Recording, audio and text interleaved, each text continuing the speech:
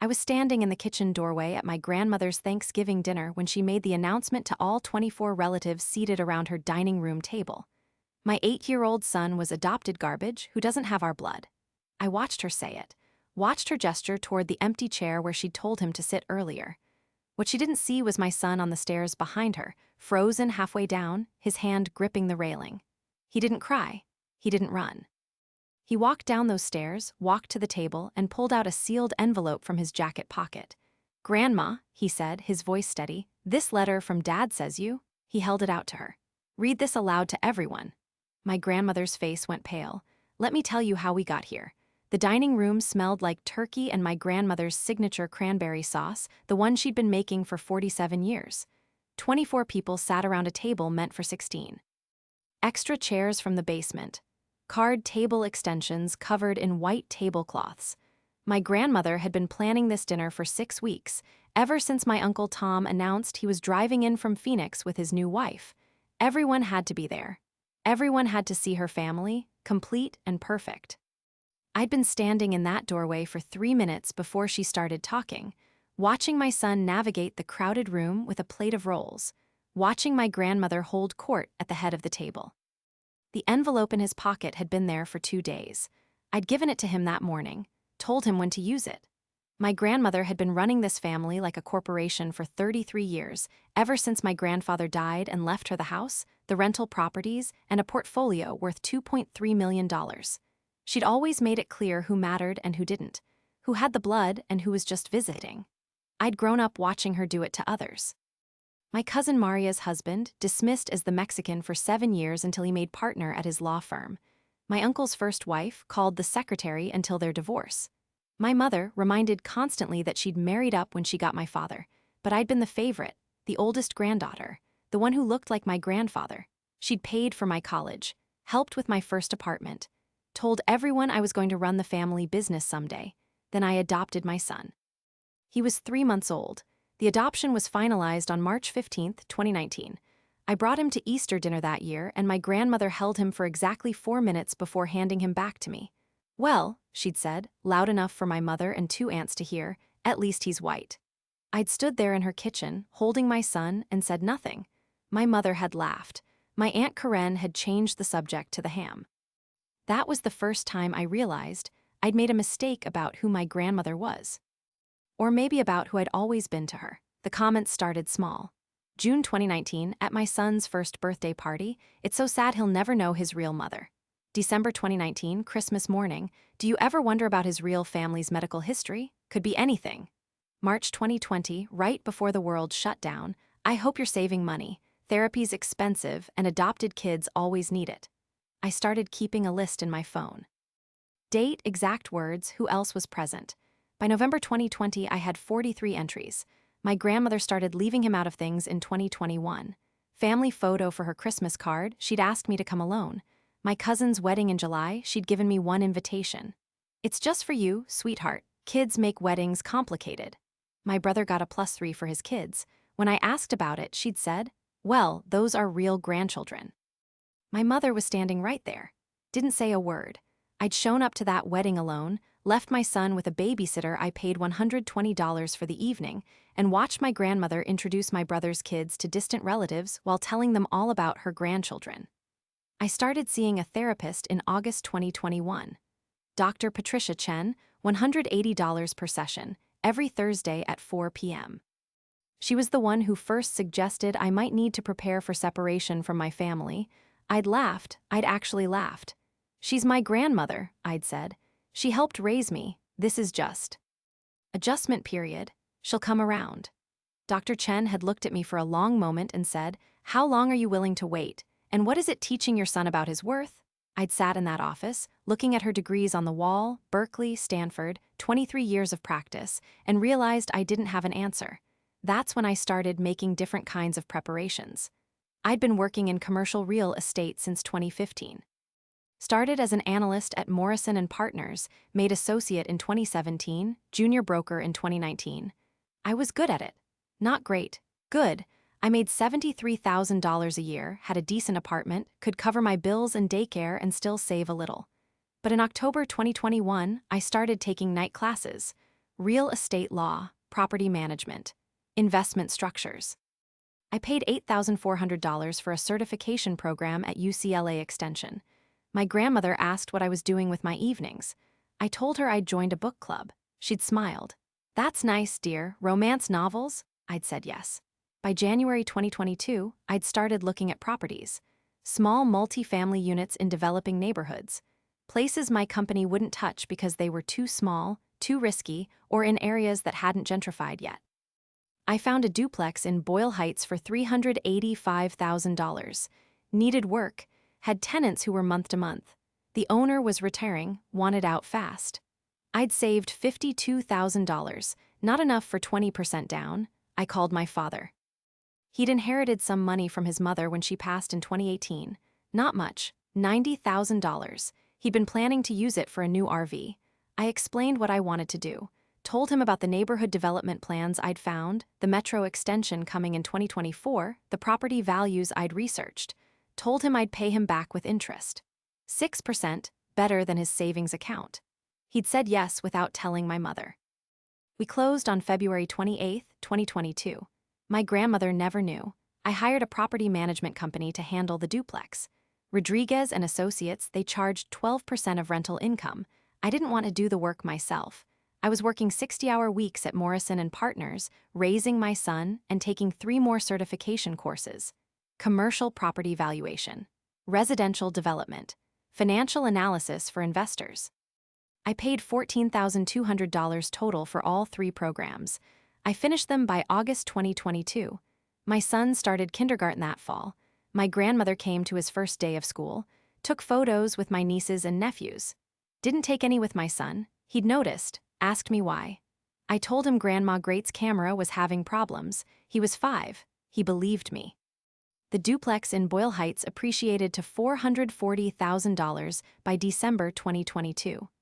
I refinanced, pulled out $35,000 in equity, and bought a second property. A triplex in Highland Park for $620,000.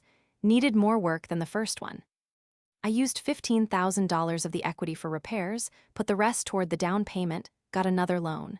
My father co-signed again.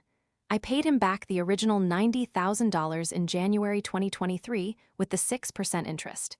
He'd made $5,400 without doing anything. He asked if I had any other deals. I did. By March 2023, I owned 3 properties. The duplex in Boyle Heights, the triplex in Highland Park, and a 4-unit building in Echo Park I'd bought for $890,000. Total portfolio value, $1.95 million. Total equity after loans, $340,000. Rental income after management fees and mortgages, $4,800 per month. I was still working at Morrison and Partners, still making my salary, still showing up to family dinners like nothing had changed. My grandmother was planning her annual 4th of July party. She'd asked me to bring potato salad. I'd made 3 pans. She'd told my son he could eat with the kids in the basement. My nieces and nephews ate at the main table. I almost told her that day.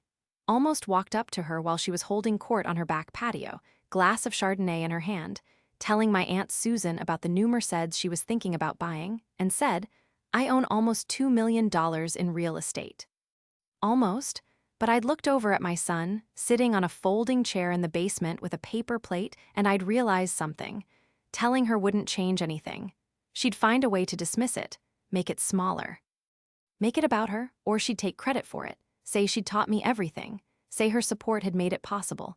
I needed her to dismiss me completely first. I needed everyone to see it. Dr. Chen and I talked about it in our Thursday session, July 13, 2023. She'd ask me what I wanted, not what I thought I should want.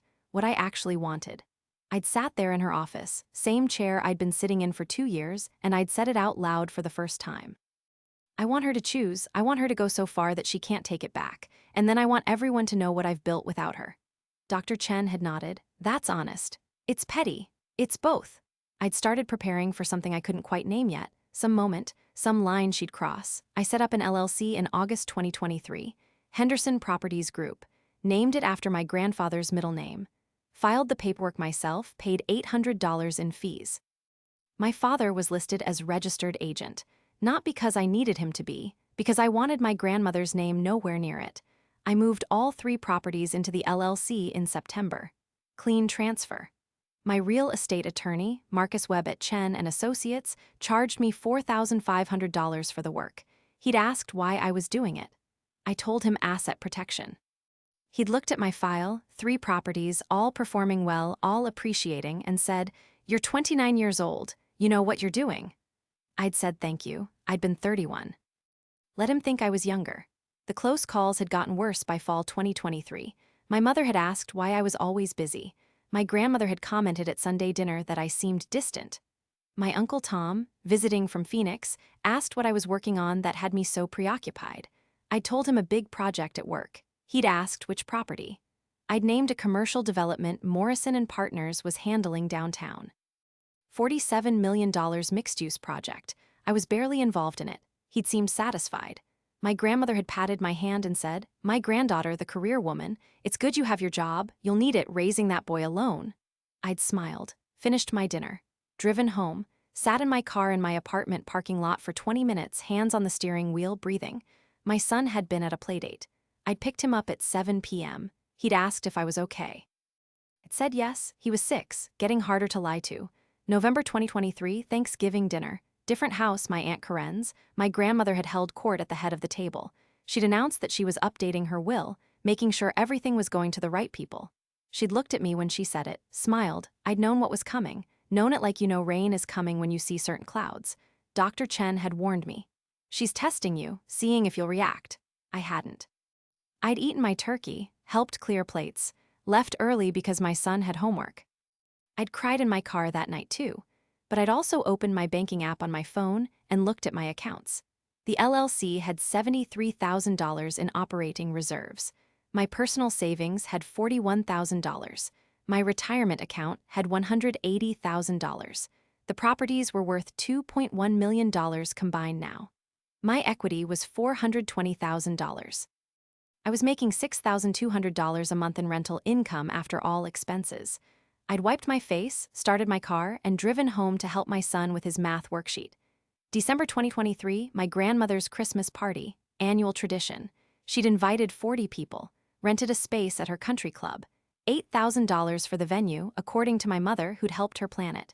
Open bar, catered dinner, string quartet. My grandmother wore a red dress that cost $1,400. I knew because my Aunt Susan had gone shopping with her and told everyone about it. My son wore a navy suit I'd bought him at Target for $35. He'd looked perfect. My grandmother had introduced him to people exactly twice. Both times she'd said, "This is Sarah's boy, not my great-grandson." My nieces and nephews were my great-grandchildren. My son was Sarah's boy. He'd noticed by then. He was 6.5, smart kid, observant. He'd asked me in the car on the way home why Grandma Great never called him family. I told him some people needed time to adjust. He'd said, "It's been 3 years, Mom."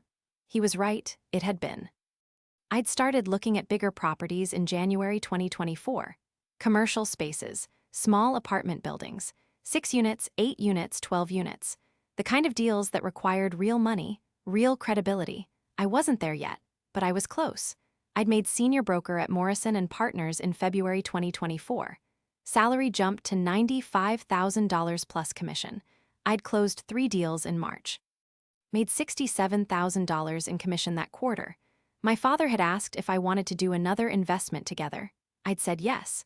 We'd bought a 6-unit building in Cypress Park for $1.4 million in April.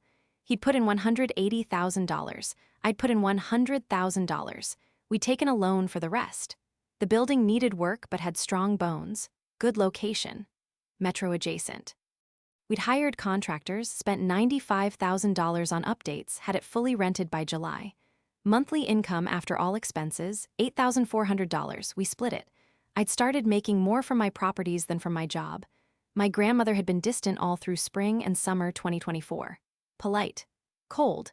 At Easter, she'd asked how work was going. I'd said great. She'd said, "That's good, you'll need job security." In June, at my cousin's graduation party, she told someone I was doing well for a single mother. In August, at a family barbecue, she'd made a comment about adoption being such a risk. You never know what you're getting. My son had been standing 10 feet away, holding a plate of potato chips, 7 years old. He'd heard her, That was the night I knew something was going to break. September 2024, I'd had lunch with my father, just us. A Mexican place in Pasadena we both liked. He'd ordered the carne asada. I'd gotten the fish tacos. We talked about properties, market conditions, interest rates. Then he'd said, "Your grandmother's been asking me questions." I'd set down my fork, asked what kind. He'd said, "About what you do with your money, whether you've been saving, whether you're struggling." I'd asked what he'd told her. He'd said, "Nothing, told her you were doing fine, she'd seemed frustrated." I'd smiled, he'd smiled back. He'd known what I was building. Known for almost 3 years, he'd never told my mother, never told anyone. That lunch cost $47 including tip, best money I'd spent all month. October 2024, my grandmother had called me. Tuesday night, 8:30 p.m., she never called me. I'd answered. She'd asked if I was coming to Thanksgiving. I'd said yes. She'd said, "You should know I'm making an announcement about the estate, about who's inheriting what, I want everyone there." I'd said okay. She'd paused, then she'd said, "I hope you understand why some decisions have to be made. Blood matters, Sarah, real family matters." I'd said, "I understand, Grandma." She'd hung up.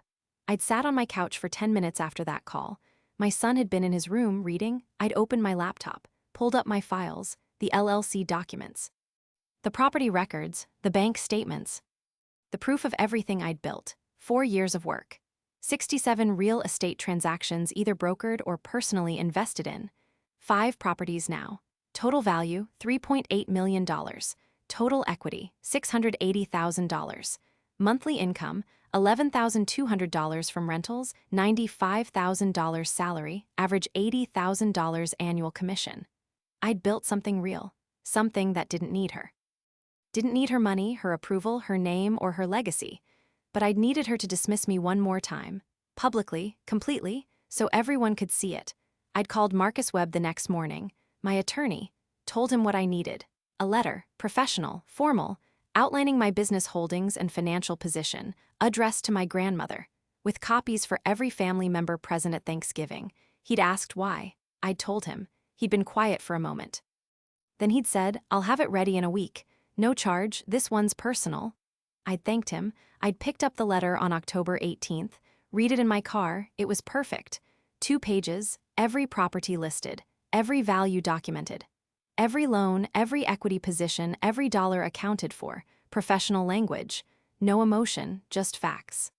At the bottom, a single line, "Ms. Henderson has built this portfolio independently, without financial assistance or partnership from any family member except Mr. Robert Henderson, father, who participated as an equal investor in 2 properties."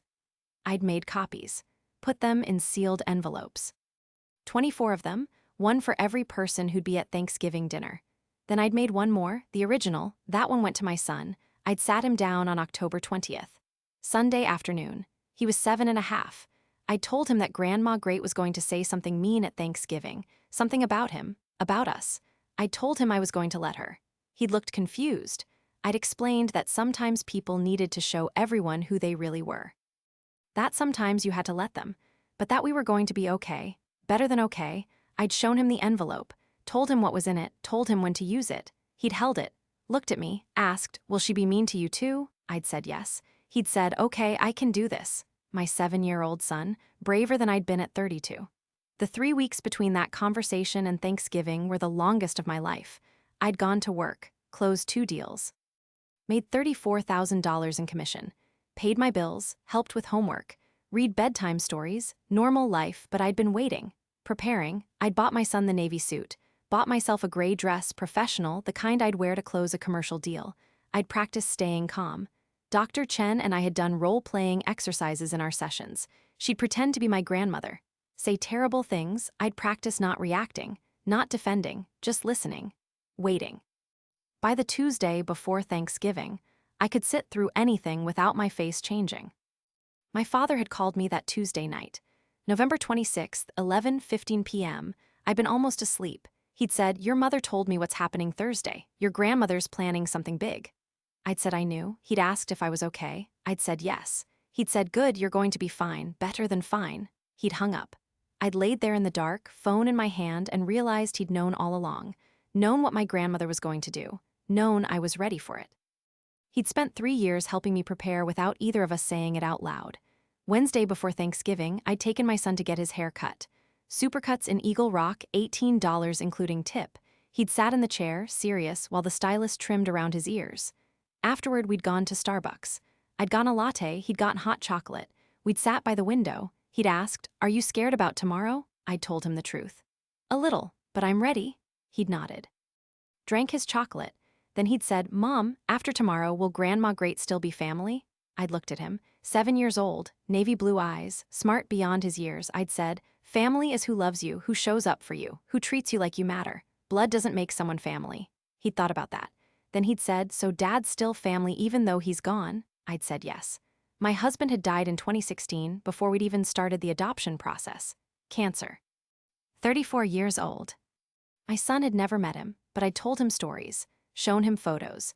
He'd known his father loved him. He'd said, "Okay, then Grandma Great isn't family anymore after tomorrow." I'd agreed. Thanksgiving morning, November 28, 2024. I'd woken up at 6:30 a.m., made coffee. French roast, the expensive kind I saved for special occasions. I'd sat at my kitchen table with my laptop and reviewed everything one more time. The properties, the numbers, the letter. I'd checked my bank accounts. Operating LLC account, $89,000. Personal savings, $52,000. Investment account, $247,000. Retirement, $198,000. Total liquid assets, $586,000. Total net worth including property equity, $1,266,000. At 32 years old. Single mother. No family money. No inheritance. Just 4 years of night classes, strategic investments, and work. I'd gotten dressed at 10 a.m., the gray dress, simple jewelry, professional but not flashy. My son had put on his navy suit. I'd taken a photo of him standing in our living room. Sent it to my father with the caption, "Ready." He'd texted back a thumbs up. We'd driven to my grandmother's house in Pasadena. 40-minute drive in Thanksgiving traffic. My son had held the envelope the entire way. Hadn't said much. I'd played the radio. NPR. Something about the economy, I'd barely heard it. We'd arrived at 12:47 p.m. My grandmother's house had cars everywhere. My Uncle Tom's rental, my Aunt Susan's Mercedes, my brother's truck. My mother's Lexus. Cousins' cars lined up on both sides of the street. I'd parked 3 houses down, turned off the engine, looked at my son. He'd looked back at me. I'd said, "You sure you can do this?" He'd said, "Yes." We'd gotten out of the car. The house had smelled like it always did at Thanksgiving. Turkey, stuffing, my grandmother's cranberry sauce, that same smell from every Thanksgiving I could remember since I was 5 years old. 27 years of this dinner, this tradition. This family, my grandmother had been in the dining room when we walked in. She'd smiled at me, a real smile, the kind she used to give me when I was younger, before my son, before the adoption. She'd said, "Sarah, sweetheart, so glad you're here." She'd looked at my son. The smile had changed, gotten smaller, more polite. "Hello, you can put your coat in the hall closet." 24 people had been there, both my parents, my brother and his wife and their 3 kids, my Aunt Susan and Uncle Tom. My Aunt Karen and her husband, 4 cousins, their spouses, their kids, my grandmother's sister, Aunt Dorothy, 89 years old, my grandmother's bridge partner, Helen, who got invited to every family event, everyone seated around a table that had been extended to its absolute limit, my grandmother at the head, place of honor. She'd seated me 6 chairs down. My son, she directed to the basement. "The kids are eating down there, sweetheart." My nieces and nephews, ages 9, 6, and 4, were at the main table. My son was 7. She'd pointed to the basement stairs. That was the moment I'd waited 4 years for. I'd knelt down next to my son. Whispered, "You know what to do." He'd nodded, walked to the basement stairs. Stopped. Sat down on the 3rd step where he could see the dining room through the railing, where he could hear everything, where everyone would see him when the moment came. Dinner had started at 1:15 p.m. My grandmother had said grace. Thanked God for family, for blood, for the blessing of her grandchildren and great-grandchildren. She'd opened her eyes, looked right at me when she'd said great-grandchildren. I'd smiled. The first course had been served. Soup. She'd made butternut squash soup her specialty. People had talked. The usual Thanksgiving conversation. Work, weather, my cousin's new job, my brother's promotion, Aunt Susan's upcoming cruise. Normal. Pleasant, I'd eaten my soup, answered questions when asked, kept my voice steady. My grandmother had waited until everyone was eating turkey, until plates were full, until people were comfortable. Then she tapped her wine glass with her fork. The room had got quiet. "I want to make an announcement," she'd said. I've been working with my attorney on updating my estate plan. I think it's important for everyone to know where things stand. She'd smiled, looked around the table. Family is everything to me. Blood is everything. That's what your grandfather always said, and I've lived by that principle my entire life. She'd taken a sip of wine. I'm leaving the house to Tom. The rental properties will be split between Susan and Karen. The investment portfolio will be distributed among my grandchildren, Sarah, Michael, Jennifer, and David, with specific trusts for my great-grandchildren. She'd paused, looked at my brother's kids, smiled, looked at my son. The smile had disappeared. I'm aware, she'd said, her voice carrying to every corner of the dining room, that there's been some confusion about who counts as family in this situation, so I want to be clear. My great-grandchildren are Michael's children. They carry our blood. They carry the Henderson name. They matter. Another pause, longer. She'd looked directly at my son, sitting on the basement stairs. That boy is not my great-grandchild. He's adopted. He's garbage someone else threw away. He doesn't have our blood. He doesn't have our name. He doesn't have any claim to this family's legacy. The room had gone completely silent. My mother had stopped mid-bite. My Aunt Susan's fork had clattered against her plate. My cousin Jennifer had inhaled sharply. My father had turned to look at me, his face unreadable. My son had stayed on those stairs, completely still. He hadn't cried, hadn't moved. He just sat there, holding the envelope, waiting. I'd counted to 5. Slowly. Then I'd set down my fork, looked at my grandmother. Her face had been calm, satisfied. She'd done what she'd meant to do, said what she'd wanted to say, in front of everyone. Are you finished? I'd asked. She'd blinked. Excuse me? I'm asking if you're finished speaking. Sarah, I understand you're upset, but I'm not upset, Grandma. I'd stood up, smooth, calm, my voice hadn't shaken. 4 years of preparation had led to this. I wasn't going to waste it. I just want to make sure you've said everything you needed to say before my son comes down here. My grandmother had frowned. He can stay in the basement. This is a family discussion. No, I'd said. I think he should be here for this. I'd looked at the stairs. My son had stood up, walked down, walked to the table, stopped next to my grandmother's chair. He'd pulled out the envelope. Grandma, great, he'd said, and his voice had been steady, clear, loud enough for everyone to hear. Mom said you might need to read something. This letter explains what Mom's been doing while you've been planning your estate. He'd held out the envelope. My grandmother had stared at it. She'd looked at me. I'd nodded. She'd taken the envelope, opened it slowly, pulled out the letter, 2 pages. She'd started reading. I'd watched her face. Watched the exact moment she'd reached the first property listing. Watched her eyes widen. Watched her scan down the page. Watched her flip to the second page. Watched the color drain from her face. What is this? She'd said, but her voice had come out wrong. Tight, higher than normal. That's a summary of my business holdings, I'd said, prepared by my attorney. There are 23 more envelopes here, one for everyone at this table, but I thought you should read yours first. My Aunt Susan had leaned forward. What does it say? My grandmother had been reading the second page. Her hand had started to shake, just slightly. The paper had trembled. It says, I'd answered, since my grandmother seemed unable to speak, that I own 5 properties in Los Angeles County. Total value $3.8 million. That I have equity of $680,000. That I make approximately $11,200 per month in rental income, plus my salary as a senior broker at Morrison & Partners, plus commission.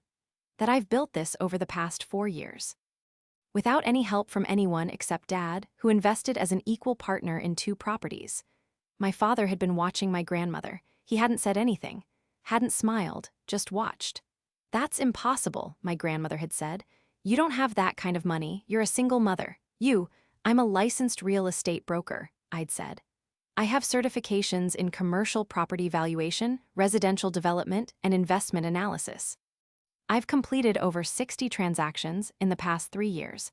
I closed a deal last week worth $6.8 million. My commission was $204,000. My brother had set down his fork. Sarah, is this real? Completely real. Marcus Webb, my attorney, is copied at the bottom of the letter. You can call him. You can verify everything. The properties are registered to Henderson Properties Group, LLC. The documents are public record. You can look them up. My grandmother had been staring at the letter. She'd read it again. I'd watched her eyes move over the numbers, the addresses, the property values, the equity calculations, the monthly income statements, all of it, documented, professional, undeniable. Henderson Properties, she'd said finally. That's your grandfather's name. His middle name, yes, I thought it was appropriate. You can't just, she'd stopped, swallowed. This doesn't change anything. Blood is still blood. Family is still, you just told 24 people that my son is garbage, I'd said. My voice had stayed level. Calm. You did that in front of him, you did it on purpose. You wanted everyone to know he doesn't matter to you. That's fine. You've made that clear for 4 years, but I need you to understand something. I'd taken the stack of envelopes out of my bag, 23 of them. I'd started placing them around the table, one in front of each person. My mother, my father, my brother, each aunt, uncle, cousin, everyone. I don't need your estate, I'd said. I don't need your properties, or your portfolio, or your house. I don't need anything you're planning to leave to your real family. I've built my own legacy. For my son, the one you just called garbage. I'd placed an envelope in front of my grandmother. This copy is yours to keep. Read it carefully. Show it to your attorney. Have them verify everything if you want. But understand this. The child you just dismissed is going to inherit real estate holdings worth more than everything you own, and he's going to do it without $1 from you. My grandmother's face had gone from pale to red to pale again in about 10 seconds. She'd opened her mouth, closed it, opened it again. No sound had come out.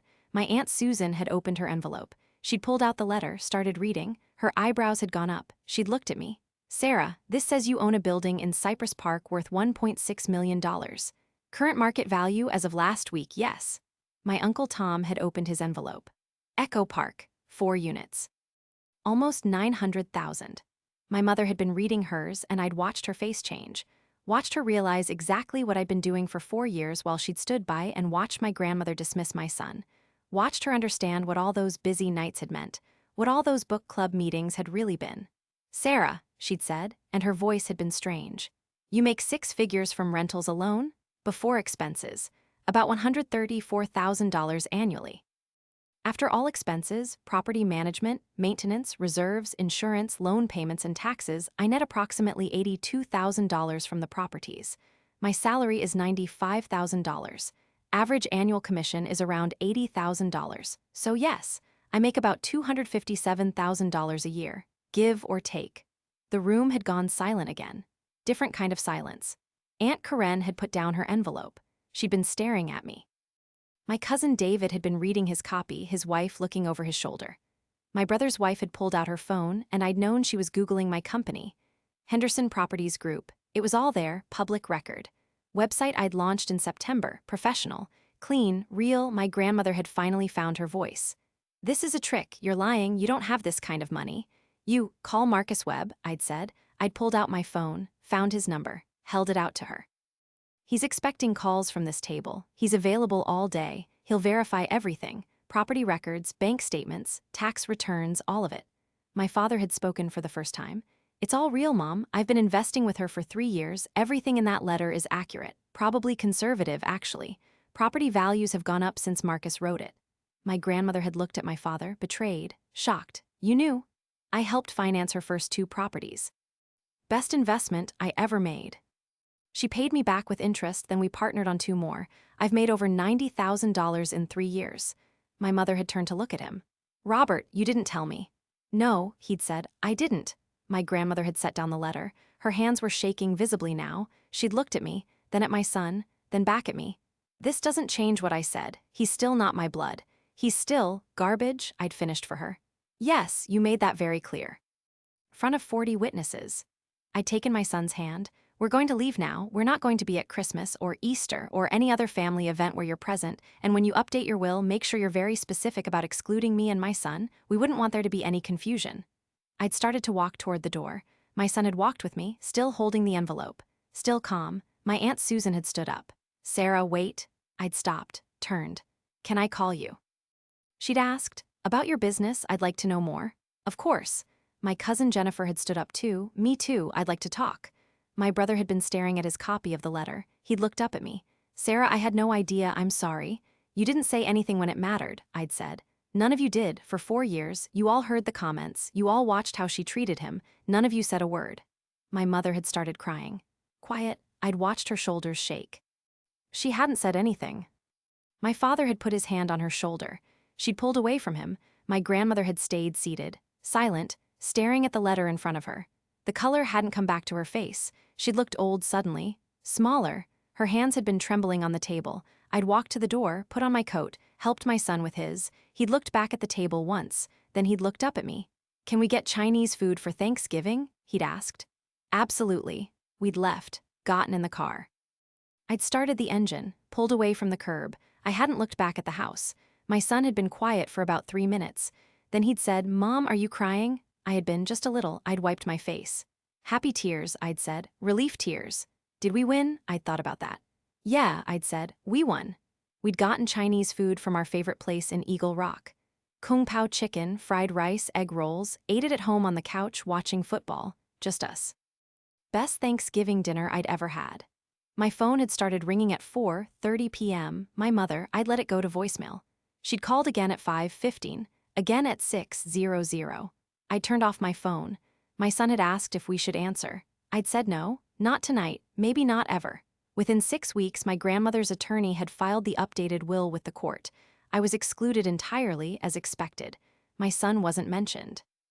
The estate was divided among her children and her blood grandchildren and great-grandchildren exactly as she'd announced at Thanksgiving. My mother called me in January to tell me, asked if I was upset. I told her no. Told her I meant it when I said I didn't need anything from that estate. She'd said she didn't understand how I could be so cold. I'd hung up. My grandmother deteriorated fast after that. Not physically. Mentally. Emotionally.